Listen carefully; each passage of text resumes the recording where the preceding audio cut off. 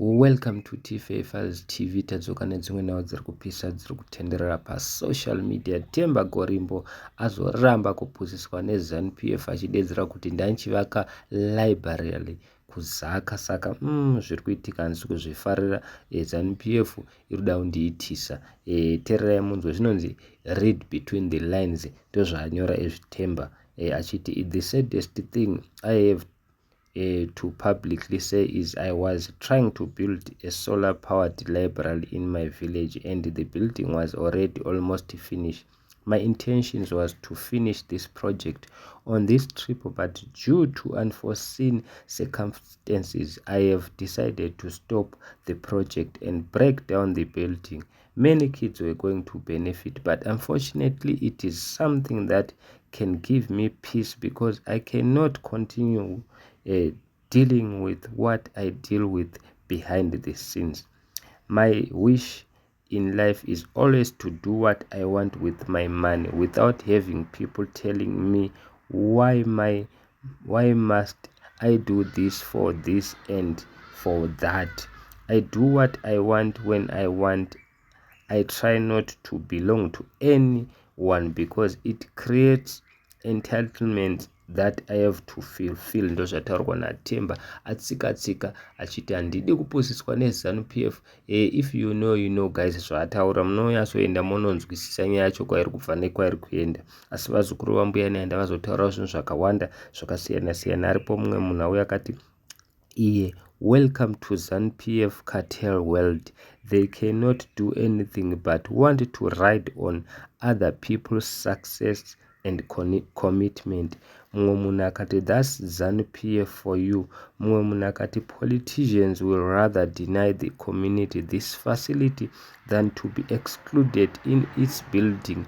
Mumwe anga atohwina 2028 elections nayo library iyoyo. Mumwe munhu akati unombofamba wakaisa zisikafu munhu muhuro unga uchiti zvinopera sei? Zisikafu raanofamba akaisa Themba ndereZanu Pf rinongoiswawo neZanu Pf nana Ed Zanu. Mumwe munhu auya akati dzine pride idzi. Mumwe munhu auya akati politician hapana kana zvavanoziva ipapa imwe MP ndo yanga yakutonetsa yeZanu Pf. So guys, handizivi tinoti kudi, asi Themba adedzera kuti library iyi ndakuda kutoiputsa ndisiyane nazvo ndiite peace of mind.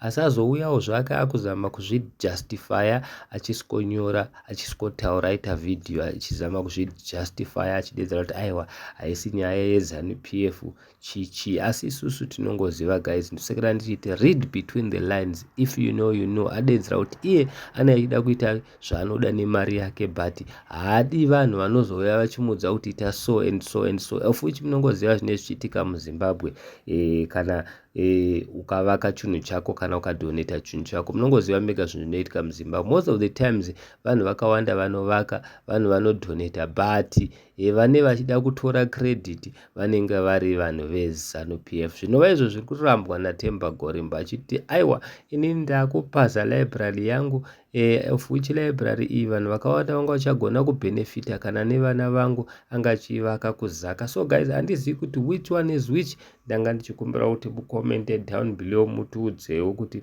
apa ari wrong ndiani, because kana makatarisa munongoonawo mega kuti ari kukonzeresa apa ndiani. Ndo pane nyaya yacho guys, ari kukonzeresa muri kungoonawo mega zviri pachena.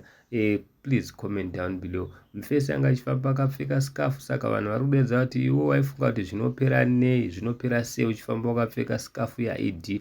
Vamwe vanhu vari kuti hatita basa kuti uri kuvaka kana kuti hausi kuvaka, wanga uchitukirei wink D. Vamwe vari kudedza kuti kana ukatuka wink D ndo zvazvinoita izvi. So guys, ndo nyanga tati tingokuigirai because Themba aramba kupusiswa neZanu Pf Ed achiti imari yangu ndoita nayo zvandinoda, hamukandiudziri kuti ndiite this and that, because vamwe vanhu vari kutodedzera kuti ipapa varipo vanhu veZanu Pf vachida kutoti totokampena naye library iyi toita sezvinonzi tisu takaivaka apa iye ari iye Themba. Ndo zvaari kuramba achitsika achiti ini ndirini ndakaivaka, ndirini ndiri kuivaka. Imi mozoti 2028 18 ndimi makaivaka mako campaigna nazvo hazviite. So thank you so much guys, don't forget to subscribe.